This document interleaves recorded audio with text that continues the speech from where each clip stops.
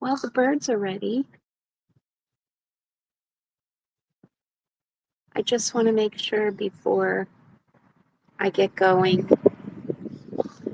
that if anybody comes in, you could just let me know that you can hear me. It's not so much important that you could see me, although I will be sharing a special book.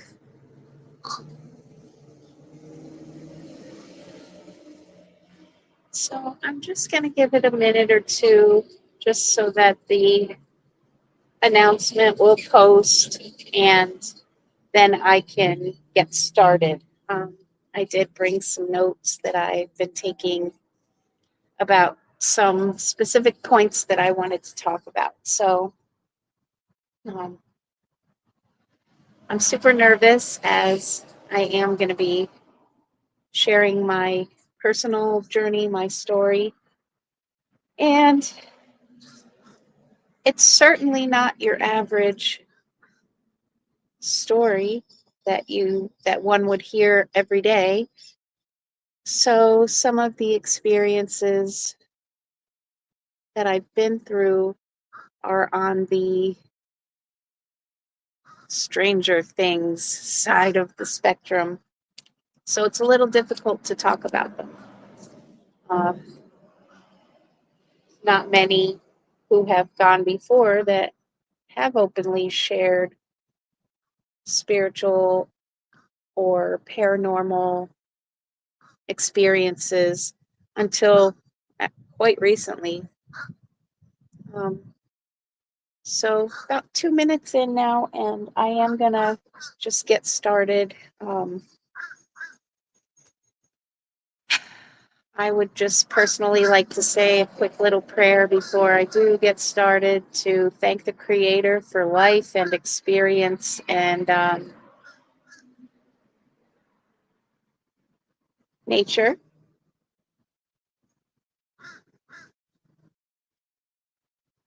My friends and loved ones, and this message, whatever that ends up being today, that my story and somehow will be a blessing to others.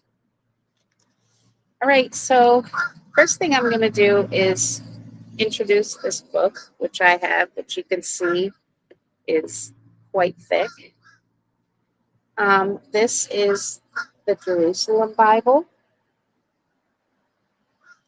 And here you can see the Jerusalem cross. And it actually has a few different interpretations.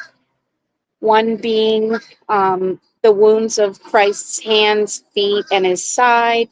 It could also mean the pilgrimage to Holy Jerusalem. This book, for me, is so special, and I don't know any other word to use besides magical, because it has come into my life twice, once randomly and once purposely. And the first time that I owned a copy of the Jerusalem Bible, it was so powerful in my life that I literally saw with my own two eyes the absolute fear that it put when I was reading it aloud every day, because I was around some people at that point in my life who were not on the up and up. We'll just put it that way. Very much under demonic stronghold, influence, whatever you want to call it, being coached and led down a very dark path.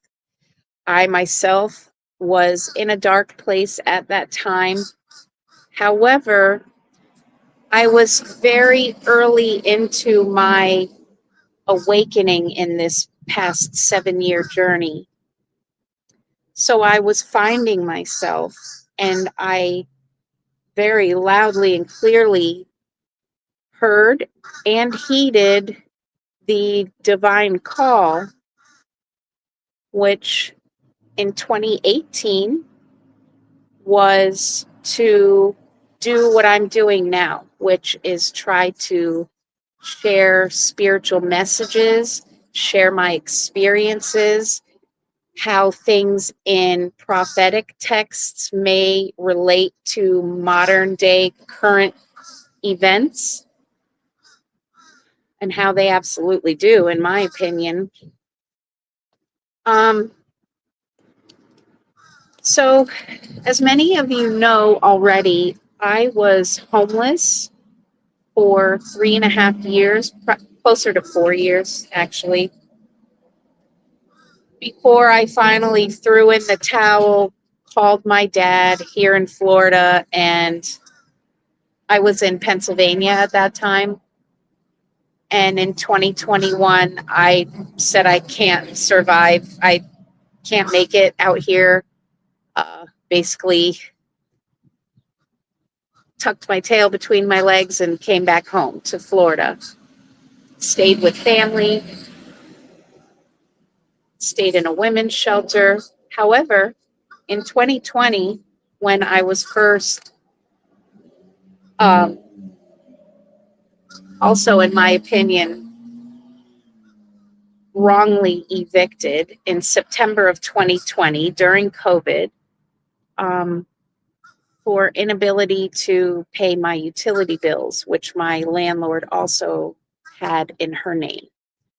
So I was given 1 week notice and evicted the 1st of September 2020. I tried to fight this so hard with contacting every government organization, every community organization, every homeless organization, every religious organization that I could possibly get in touch with. I spent hours on the phone with 211, as well as every agency I just named, emails, calls, physically going to places wherever I could walk. I did have a free government phone at the time, and I did receive $200 a month in food stamps. So that's pretty much how I survived. I didn't have anything else besides a couple of bags. I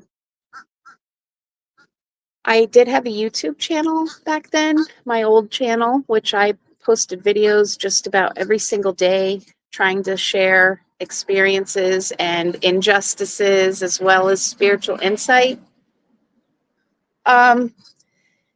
What I experienced was that the system is very broken, and I'm living proof of that. I did come back home to Florida, but I did find a job and walk to work every day until I could afford to buy my car.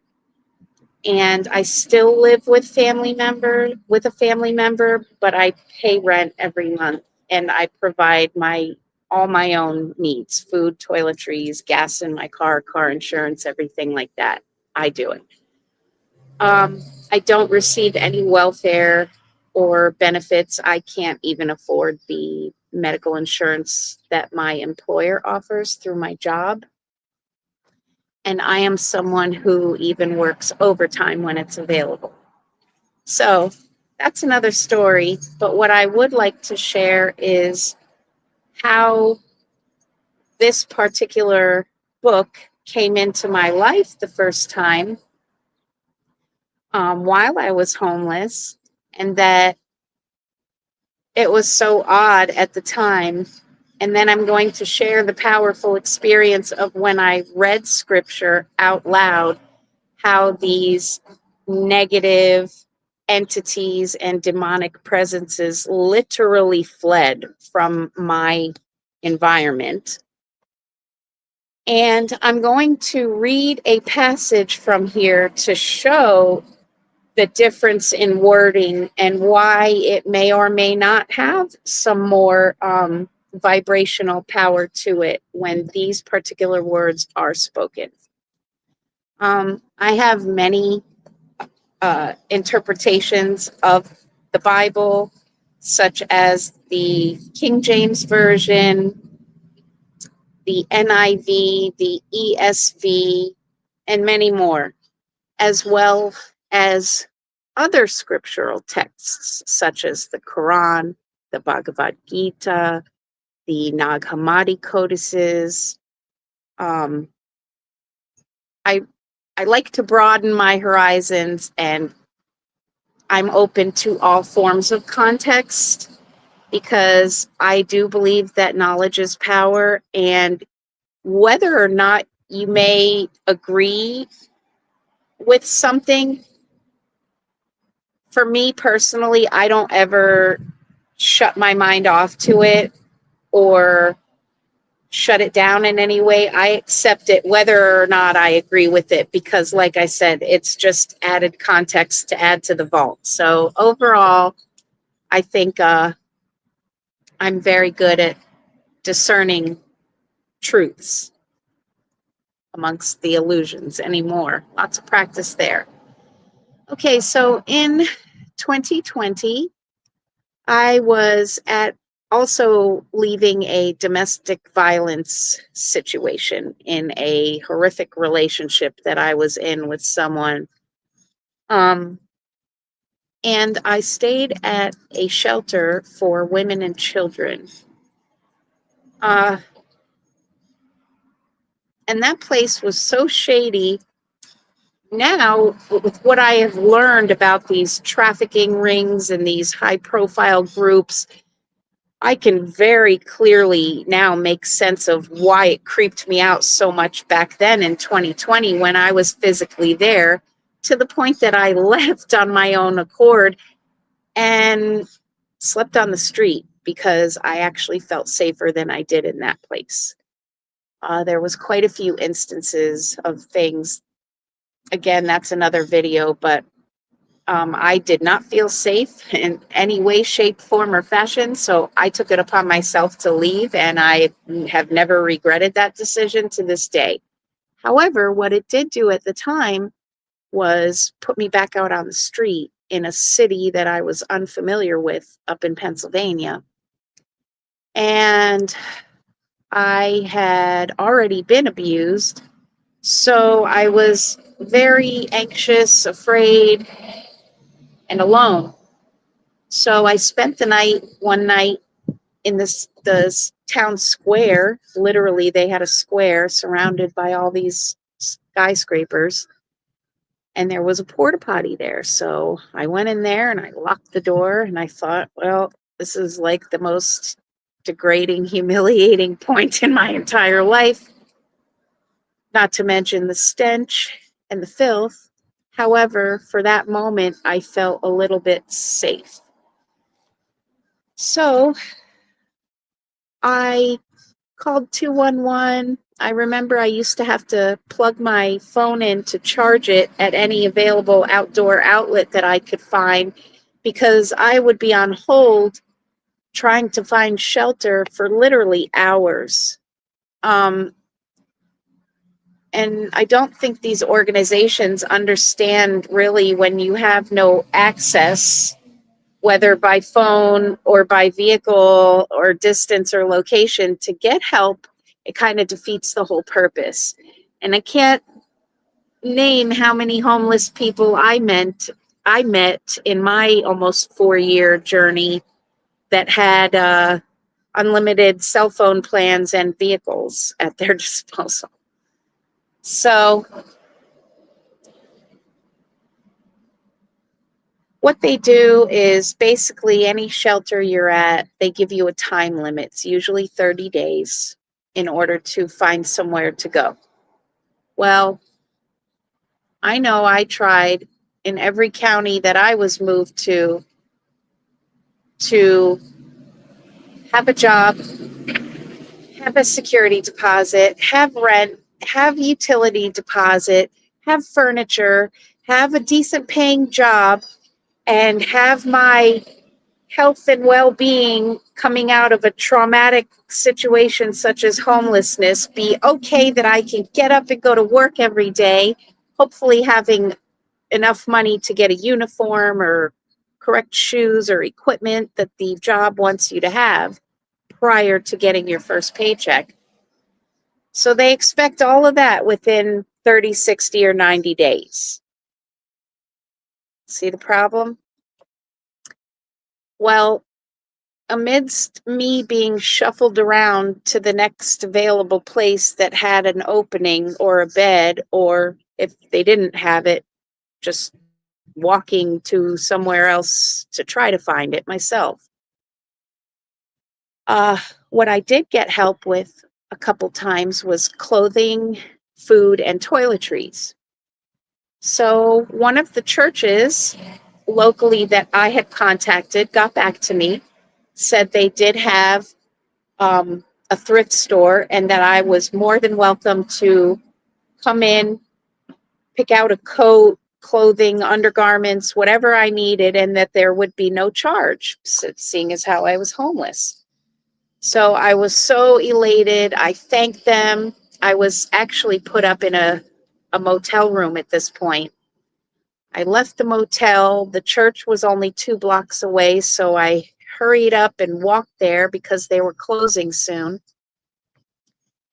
And I mean, I really had nothing. I think I had one pair of underwear, one pair of socks, and it's cold. I mean, it's time for jackets. It's Pennsylvania. No snow yet. I don't think there was snow, but it was cold. So I thought, oh man, I can actually have something clean to change into. And I basically ran there. And nice older man, gentleman that, took my information. He was the one that had called me back. He showed me where everything was. And then at the end of it, he said, yeah, there's some books over there on the shelf. Help yourself. Take whatever you want. So I ended up going around to the different racks, getting some underwear, getting a coat, getting a couple changes of clothing, and feeling just so grateful. And I thought, okay, now being homeless, even though I was in a motel that had a TV, I hadn't watched TV and I can't tell you how long. I didn't have access to watch anything. So I spent a lot of time reading. And I walk over to this shelf that has all these books. And I thought, yeah, I'm going to get myself a book or two why not? I mean, at the time I tried to limit what I wanted to lug around in my rolling bag and my shoulder bag. So I packed very light. Well, no sooner than I had walked over there and started scanning the shelf, I see this monstrosity, which weighs a good, I don't know, 10 pounds on the bottom shelf underneath. And it was a wrap. There was nothing I could do. I couldn't even look at another book. All my energy was like being magnetically pulled to this Jerusalem Bible. So much so that I even thought, okay, Jen, like you really, if you're back out on the street tomorrow, do you really want to lug this puppy along? To the point I said, yes, I have got to have this. I obviously am being intuitively guided to this particular book, and I didn't take any other one except for this. Well, fast forward another year, and when I left Pennsylvania and left some of my belongings that I just had no realistic way of taking with me,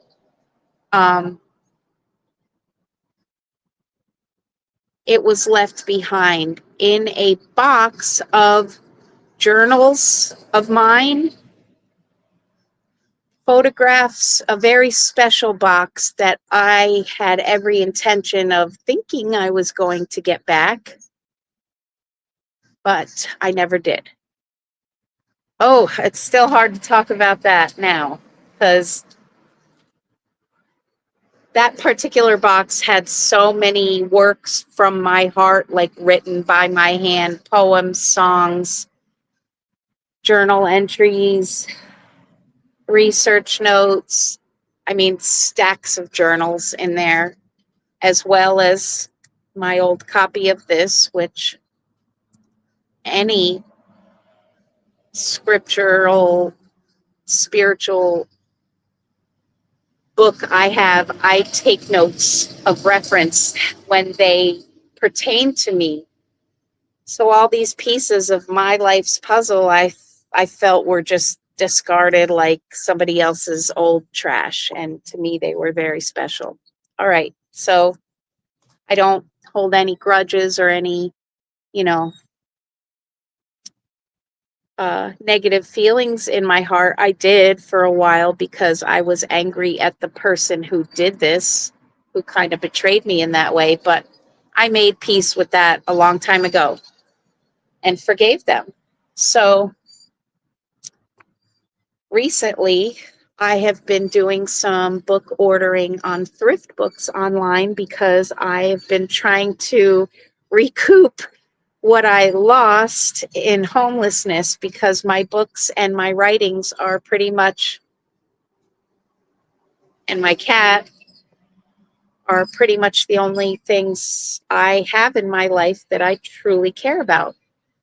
Um, so I'm on thrift books, and normally I don't even read emails that they send because it's just going to be like, oh, this book is 10% off this week. I don't care. I only order when I'm intuitively guided to a particular book. Then I order it. So I don't do anything based on ads or emails or promotions or sales or anything, really. I truly don't. It's when I'm called to, and only then.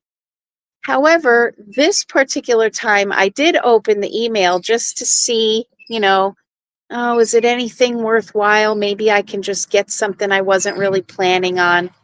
What do you think pops up in the email of anything, in this world? Haven't spoken about this book, haven't talked about it on nothing. This was something in my past that I've kept private until now. And all the algorithms on my new YouTube channel and my new email accounts, they have nothing to do with this book. Because when I had this book before, when I literally saw demons flee from my presence, was with the old channel and the old accounts that got hacked when I was targeted and they tried to shut me down. So the only thing with the almighty creator of all, there is no shutting him down. So where there is a will, there is a way. And there's nothing you or I or anybody else can do about it. Now, I would like to read, what am I doing? Ephesians, I think. Yes. Okay. Ephesians 6:10 through 21, because this is scripture that is very commonplace, especially in today's world, because we are experiencing very much so, in my opinion, a spiritual war that is now beginning to translate in manifest in our physical reality. Okay.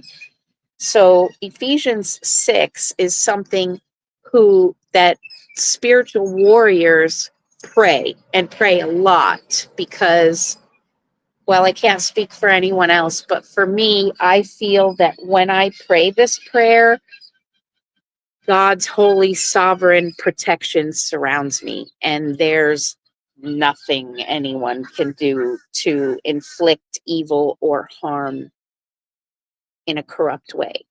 Okay. But I would love for you to hear the differences. And even if you have a Bible that uses ESV or NIV or whatever translation you have, read yours and see the wording text, how it differs a little bit. But this is the Bible.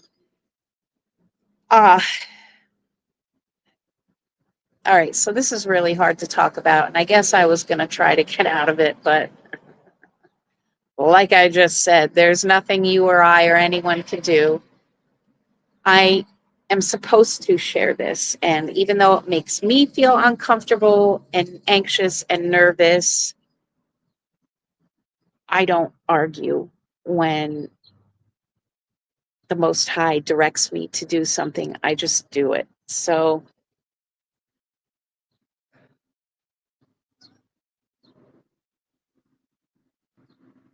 I had been shuffled around a little bit more, but still in Pennsylvania.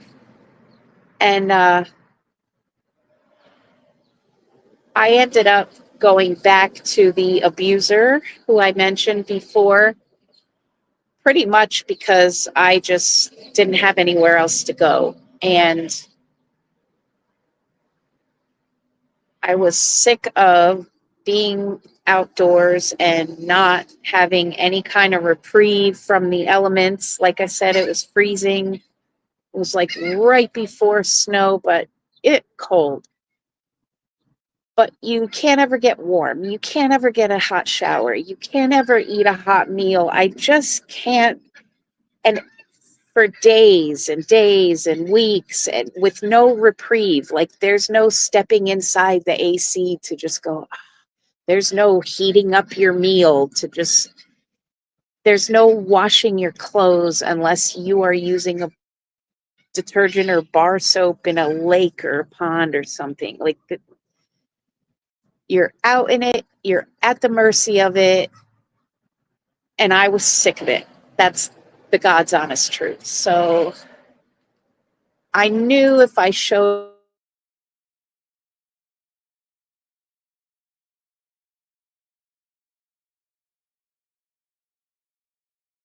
him, however, that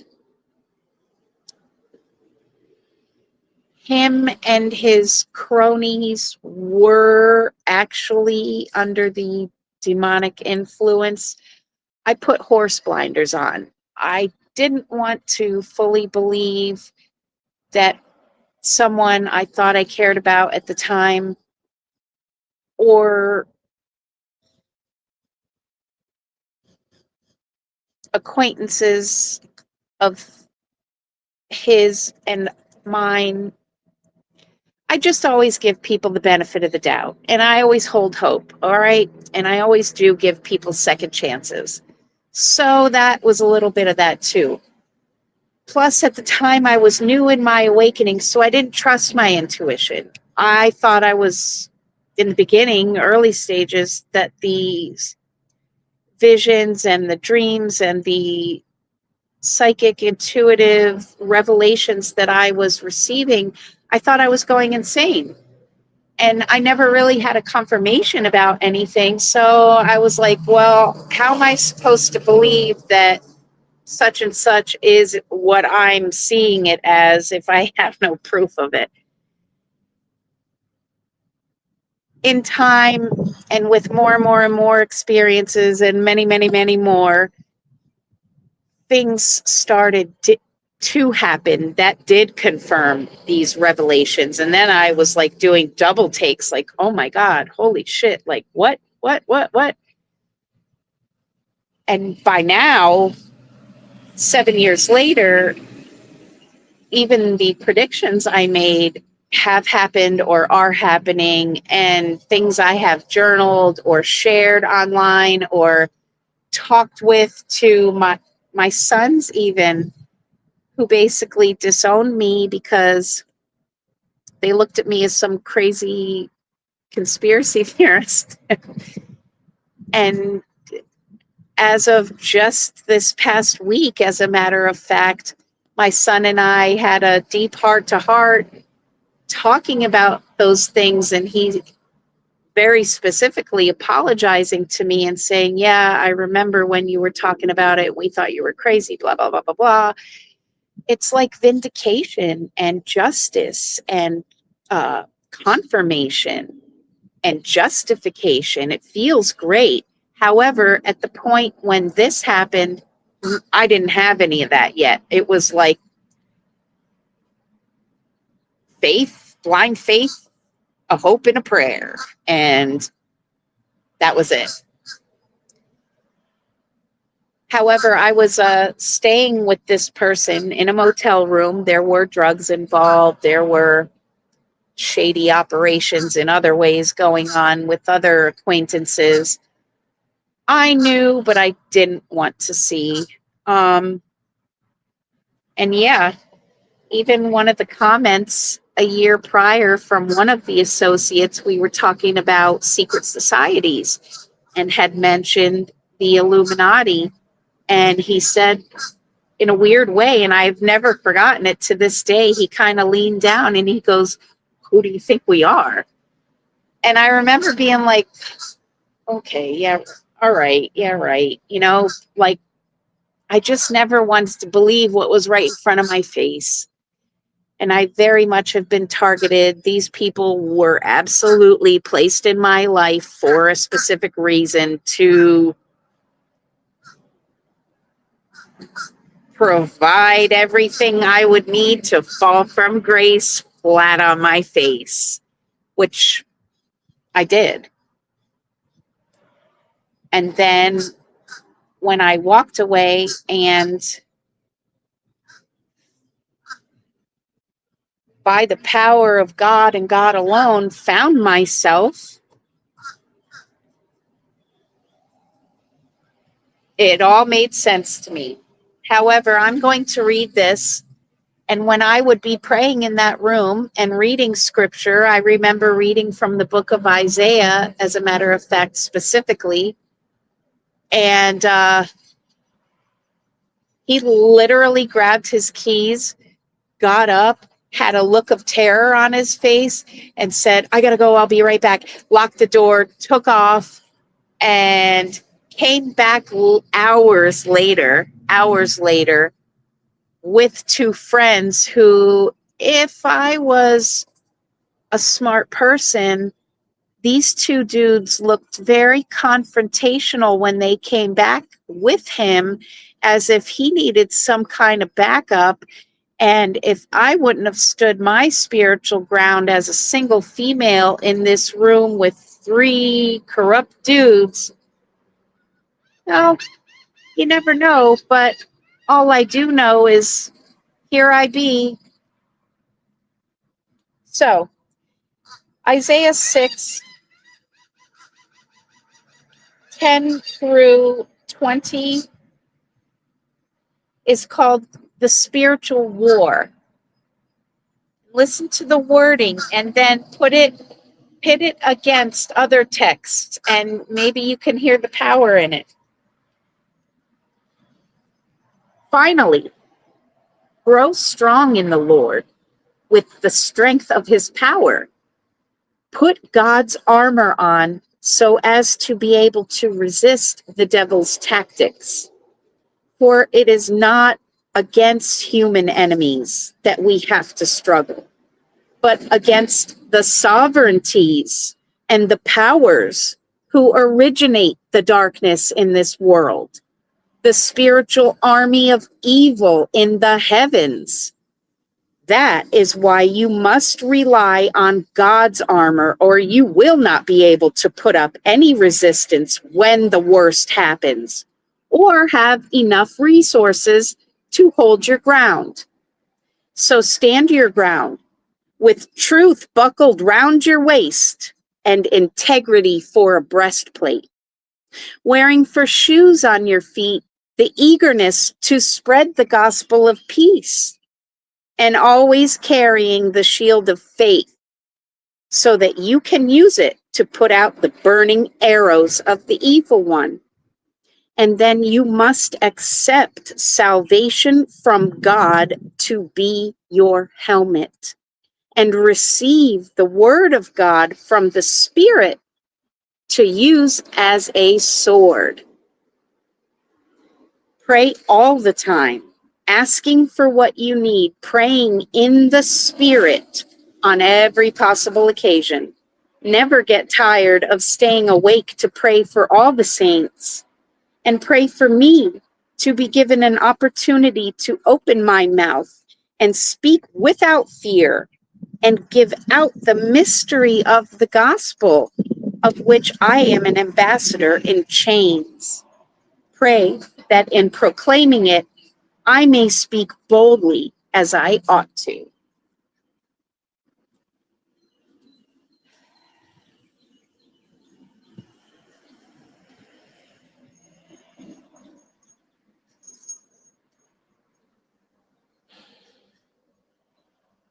A spiritual war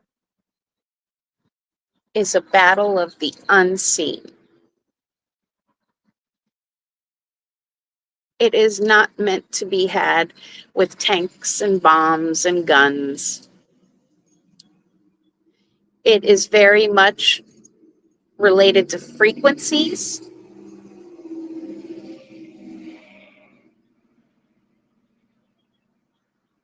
vibrations, and energy.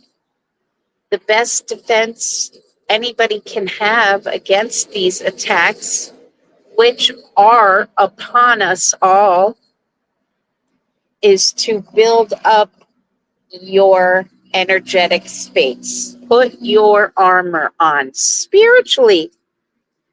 Because, like it says in scripture, there's not going to be anything anyone can do in the material, physical way to deflect it. Okay? So, with that being said, yes, it's good to learn to be resourceful. I'm thankful. I'm glad God took me on this journey. I know how to build a fire if necessary. I know how to forage if necessary. I know how to filter water to drink if necessary. I know how to construct a shelter for myself if necessary with very limited resources. I know how to save seeds that I've done for years on the off chance that just in case, you never know, or collect rations and goods to last should there be some kind of falling out. Just better to be safe than sorry, right? So I've been that. But while I've been doing the minimal of that I can afford to do, I've spent the best part of 7 years fortifying my inner self, finding my authentic self, being true to myself, taking a lot of shit for that, being laughed at almost on a daily basis. Okay, I count it all joy, and I honestly do, because I have always and will always only aspire to walk one path, and that is the exact path that Jesus himself walked when he was here, because he taught every single right way to act as a human being. And there's so many that go to church every Sunday and call themselves a Christian, but wouldn't have a clue about the actual walk and what bearing your own cross actually means. They're too busy putting others on crosses and crucifying them to be bothered to carry their own. I'm thankful for all the good Samaritans and all the kind-hearted, poverty-stricken, homeless people, fellow homeless people that I met in many different counties, in many different states, all over half of this nation during my journey. Wow. I've seen brilliance. I have seen kindness. I have seen generosity. And I've also seen the ugly side of it. The drugs, the prostitution, the robbery, the corruption in the system.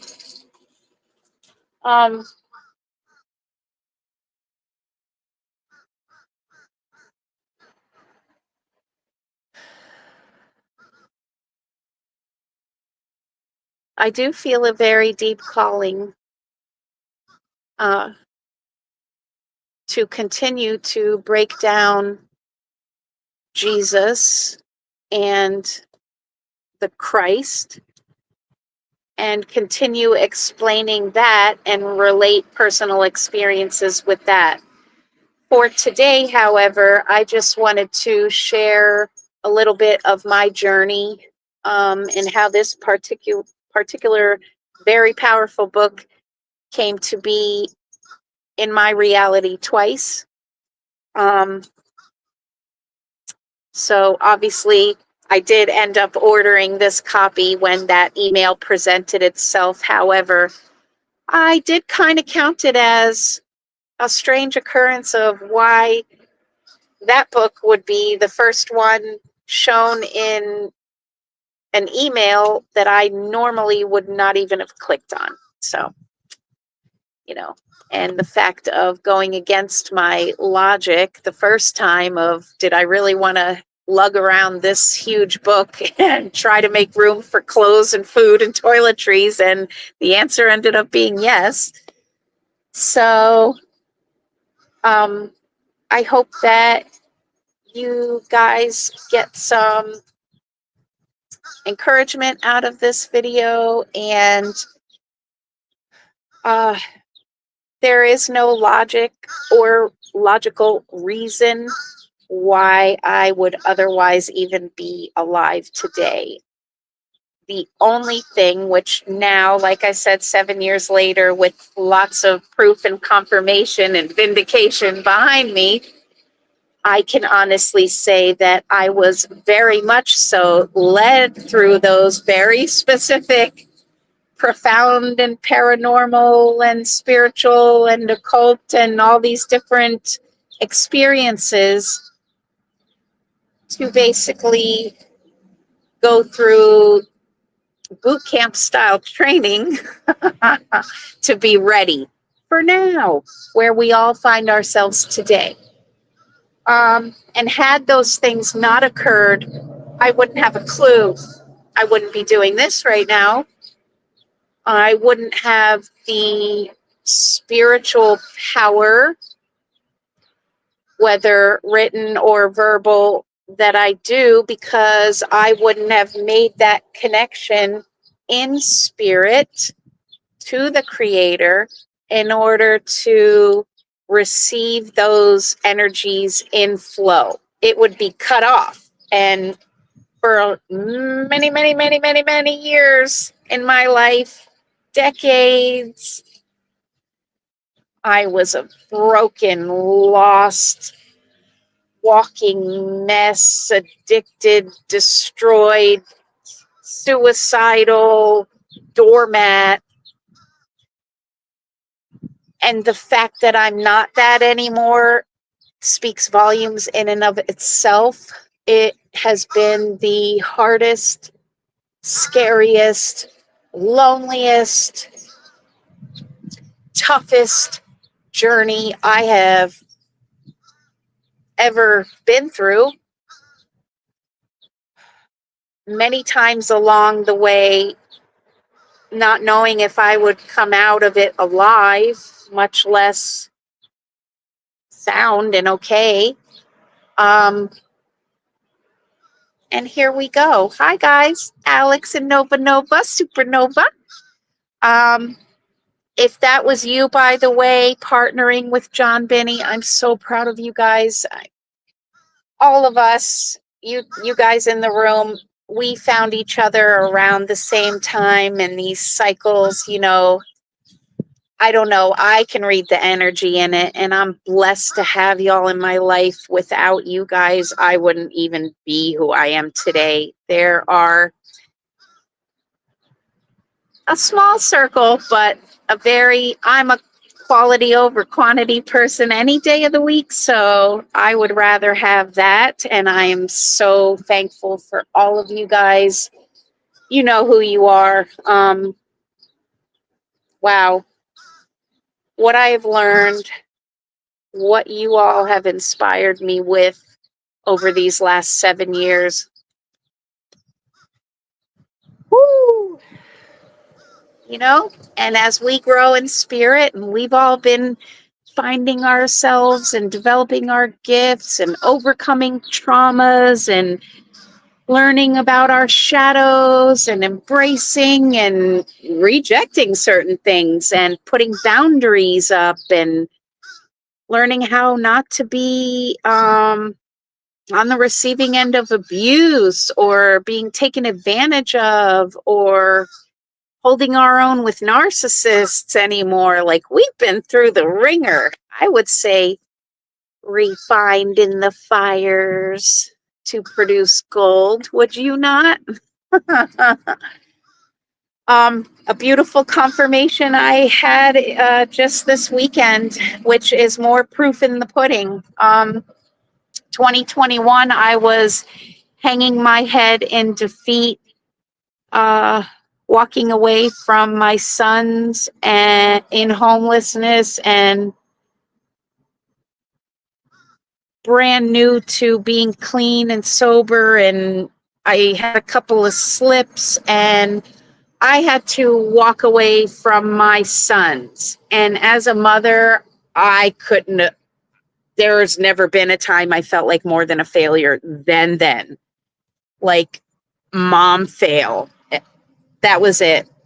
And I came to Florida, started this life, took a hiatus offline, worked. I have a cat, I have my car. I've been like in focus go mode of I need to get my shit together. And my sons didn't talk to me for a very long time. My middle son, the last time he spoke to me was Christmas Day, 2021. And that was the last time I heard my son's voice, even a reply on a text, anything.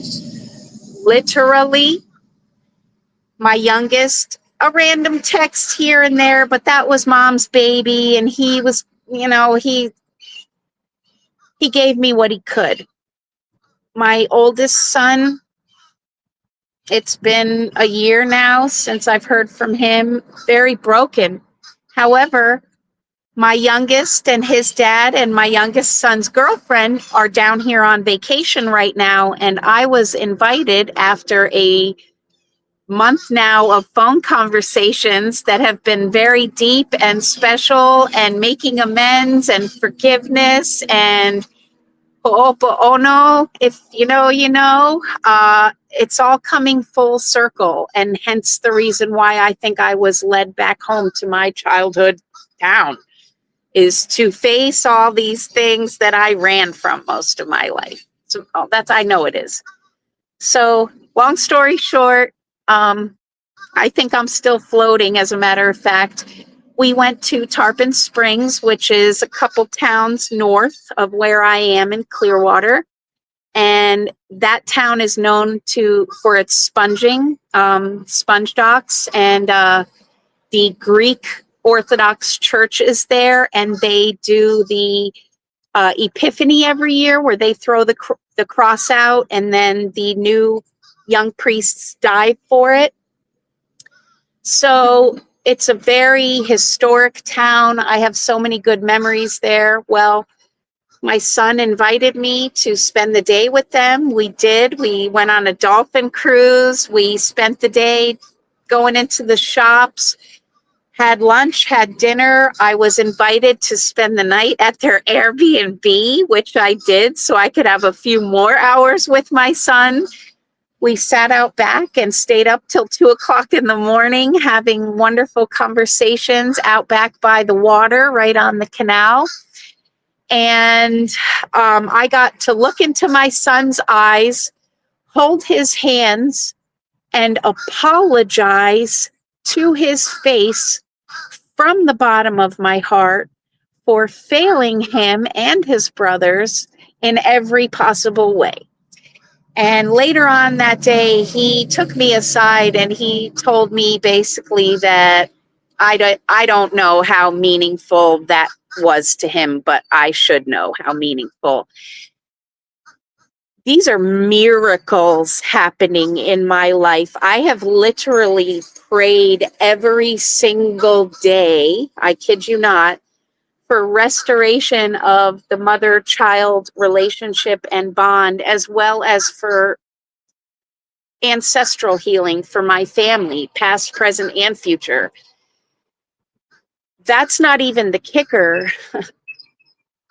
My middle son, who did not make the trip because he had to work, he was still up in Pennsylvania, but on the phone with my ex. And the next thing I know, we're walking down the little historic strip window shopping, and my ex is holding the phone out to me saying that my son wanted to speak to me, which would be the very first time I have heard boo from him since Christmas Day 2021. And I wide-eyed took the phone and I stood there for a second and I couldn't even process what was happening, was the state of shock. Long story short, my middle son and I, who I royally effed over before I left, drug-related situation, he had given me an iPad to have, and I ended up selling it for the money to buy something else. Just a total disrespect, piece of shit mess I was. That's how I ended up leaving, hence why he didn't speak to me. I was never mad about that. I totally understood. But I, as their mother, I have longed for forgiveness and mending. Well, he got it the worst. So for him to even give me a chance, I almost fainted. Let me just say, we spent an hour and a half on the phone. And he even asked me girlfriend advice, relationship advice, because he was going through something heart-wrenching. I'm sorry, but as their mom, that is my favorite thing that I do best. I give the absolute best advice you're ever going to find, no matter what it is. I don't always take my own advice, but I'm a mom. So I always use the excuse, do as I say, not as I do.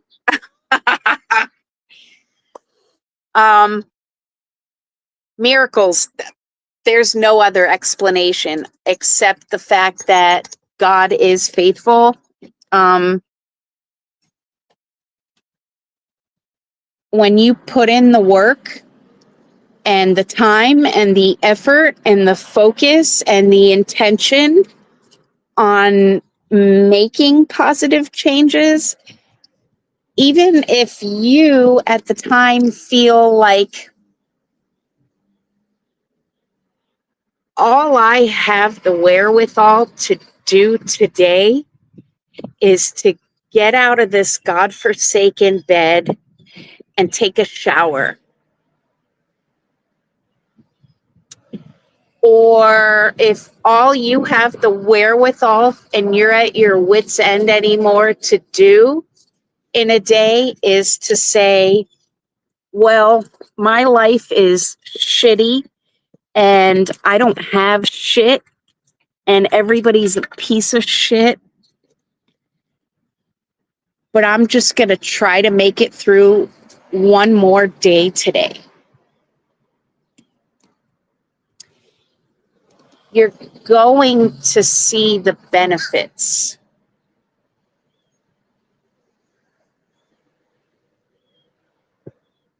I can't tell you 7 years ago, sleeping in a porta potty, or 5 years ago, hanging my head in shame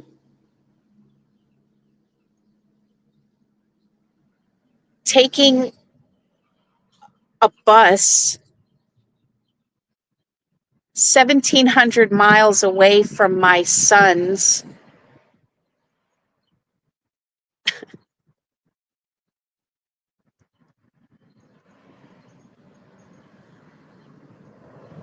walking to work every day for 45 minutes in Florida, ballsack heat, standing on my feet for 8 to 10 hours a shift, and then walking 45 minutes a day home every day for a year until I had enough money to buy my car.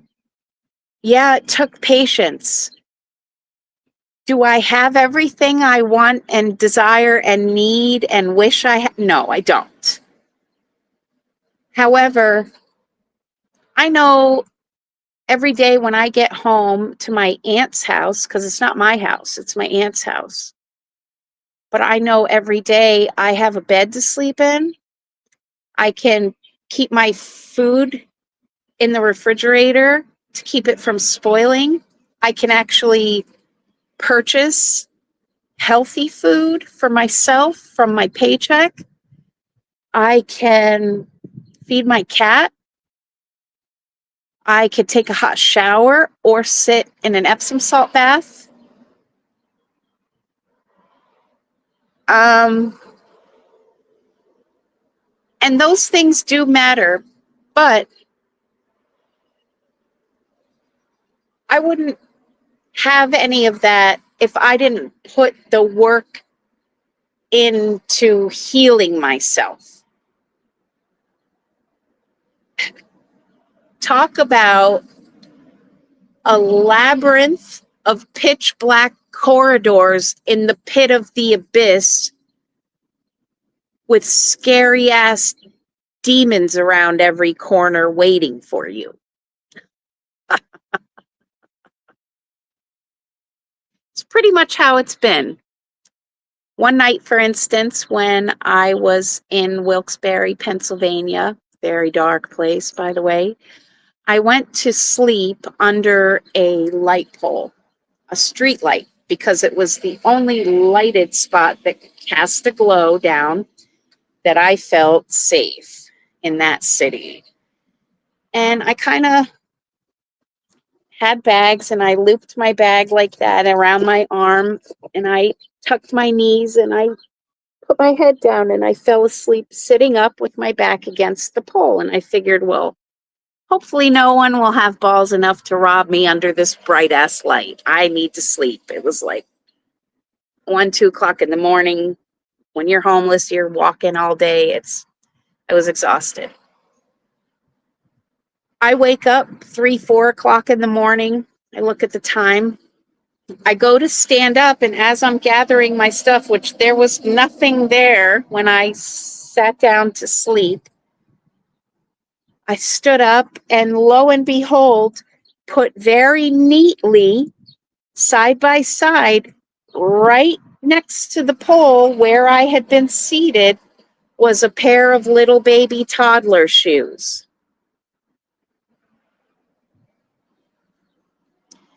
Every corner I went along my journey, county to county, city to city, state to state. I wasn't just in one little area. I'm talking a lot of places.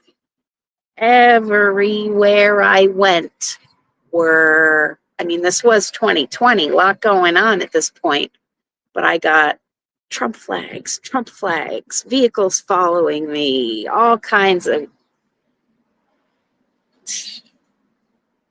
A lady at the shelter that I left that I didn't feel safe in, who kept trying to get me to go off with her in these random weird situations, and I never would. And one time she opened her wallet, and she had more than 5 IDs in there, which I happened to catch. And one time, oddly enough, they had group one night so that we could do art or coloring or whatever at this shelter. And we were all in this room. And she's showing me pictures out of her phone. And she scrolls past one, and I could swear to my eyes, so much so that I asked her to go back to it. I said, "Whoa, who was that?" And she told me it was her nephew. However, it looked like a young Mr. Trump in a military uniform. And I'm like, okay. And she had a really expensive THC vape that if you're like a homeless lady in a shelter for battered women, how are you going to? I notice things, okay? She knew a lot of people in the city when she would try to get me to go around, and they knew her too. So I knew she was connected into something, but I just wouldn't fall for any of her little tricks. Anyways, very targeted me in this whole journey. You know, when you have a light, well, in scripture it says even, you know, you don't light a lamp and then put it under a basket. You share it to lead and guide others. And I'm pretty sure that that is my purpose, is to take my experiences, the good, the bad, the ugly, the beautiful, and the brutal, the paranormal, the spiritual, all of it, the occult, all of it.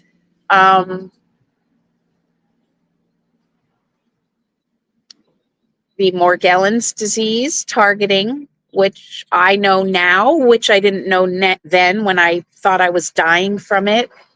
If you guys might remember the bald, the lesions, the dancing fibers, the AI nanotechnology.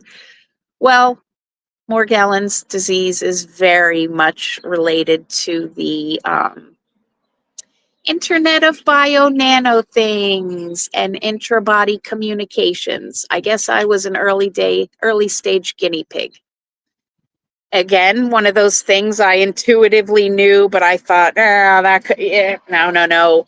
Yet, come on. I mean, footage of all of it. I even kept samples, which I still have to this day packed away, which I don't know how that lasted, of the little, for lack of a better term, gnats that would fly into mirrors and such and just disappear. The same gnats that, you know, you smush and they just turn into dust. There's no guts or anything. Yeah, those. Also witnessed by people in my past. I have so many experiences.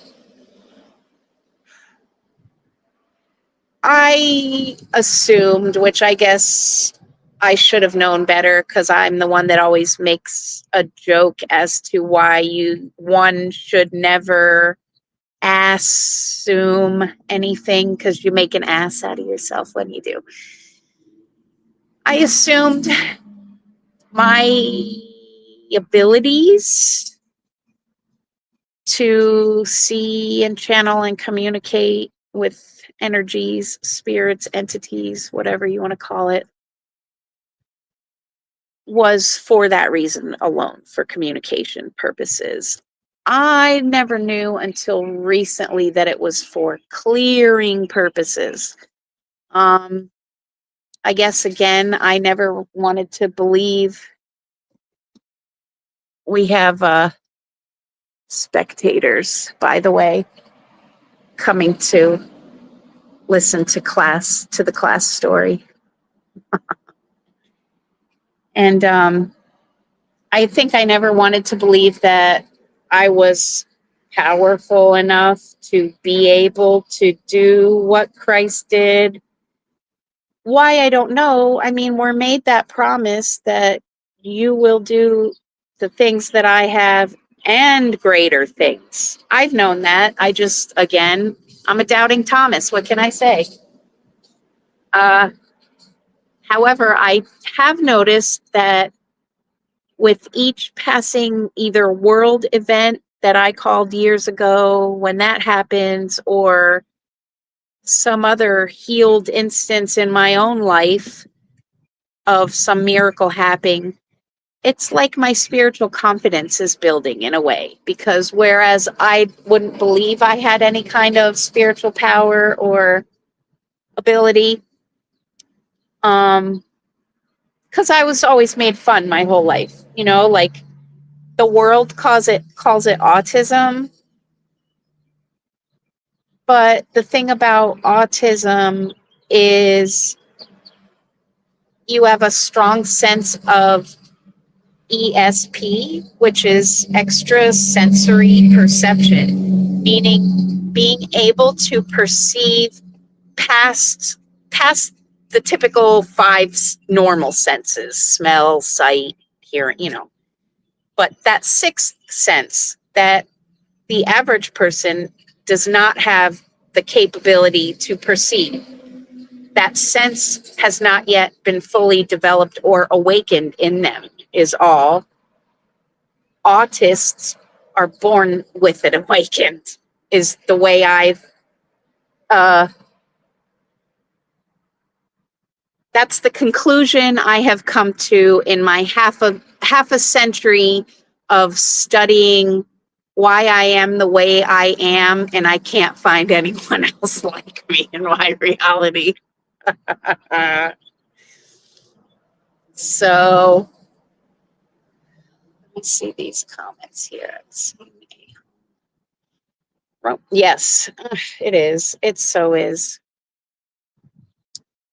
I kind of wish we were. I hate Western culture and modernization and commercialization of everything. I hate it. I do not fit in this. I would fare better in an old world style country, Eastern. Absolutely. I can grow things, I can do many things on my own. I don't need to purchase things like this world does. And I wish I didn't have to. So that is kind of my story for today. I wanted to share about this Jerusalem Bible, why the wording is so profoundly powerful for me, because I have literally experienced it work right in front of my eyes. And I'm convinced, and I don't really care what anybody believes, anyways. I experienced it. So I'm convinced that had I not had this book and had I not read scripture out loud when I was afraid, when demons were surrounding me all the time, physically and non-physically, I don't even think I would have made it. And I will kind of put a little guarantee on what I just said, because shortly after I moved into the motel with him, I learned that his previous roommate, who was a heroin addict, she was IV, she was found dead in that room's bathroom, where I took a shower every day and brushed my teeth and relieved myself. And after finding out at the hospital what he had drugged me with, I wouldn't be surprised if he had had something to do with her death, which was ruled an overdose. Just putting that out there. I did, when I found out, I did offer her spirit comfort and blessings. Absolutely. I made peace with her, and who knows, maybe I had a spiritual guardian on the other side in that particular room. And I just want to tie this in. I meant to bring this up and I didn't. I very much watch shows and movies when I have an opportunity to, like The Gilded Age or Downton Abbey or Da Vinci's Demons, or even American Horror Story, who has it set in that specific time, like the Gilded Age times, Victorian times, because there was so much occult and dark shit going on at those times. A lot of these buildings, mansions, castles, chateaus, hotels, they're even turned into other things today, like schools. They have a lot of negative spiritual residue, for lack of a better term. Like when a traumatic, let's say a murder occurs, right? And that trauma gets imprinted in the literal walls and in the energetic space of that building. So you figure some of these places that have underground tunnels and disappearing rooms, and which they do, when the time and space perfectly aligns, these corridors, rooms, hallways, stairwells, they disappear to your eyes. They are not there anymore. That's how these crimes, they get away with these crimes, because there's no physical proof. It's not there anymore. It will come back when that time and space aligns again. It will, but not until then. I don't think people truly grasp what, honestly, the level of evil and malevolence that truly goes on in this world today. And now I know for a fact, and with a lot of confirmation under my belt, that I'm supposed to stop that to the best of my ability, to hold it back to the best of my ability, to clear it to the best of my ability, to heal it to the best of my ability, to uplift it to the best of my ability. And I know there's more of you out there like me, and I'm very grateful for you, and I love you all very much. My online fam, my spiritual fam, my physical fam, my furry and feathered fam, my leafy barky fam. I'm so thankful for all of you, because we are essentially the body of Christ. And I sure couldn't do it alone. Much love, everybody. I hope you have the best day ever. And I hope that if you have a weird life like me that you can't talk to anybody about, or have never talked to anybody about, or I've been thrown in psych wards in the past for talking about, come talk to me, because I'm not going to judge you. And I'm not going to persecute you, ridicule you, or crucify you. I'm going to probably want to collaborate with you. Much love. And much love to the Most High Creator of all. What a beautiful world. What a beautiful life. What amazing creatures inhabit it, dark and light, huh? I know I've met a few. Can't wait to meet more.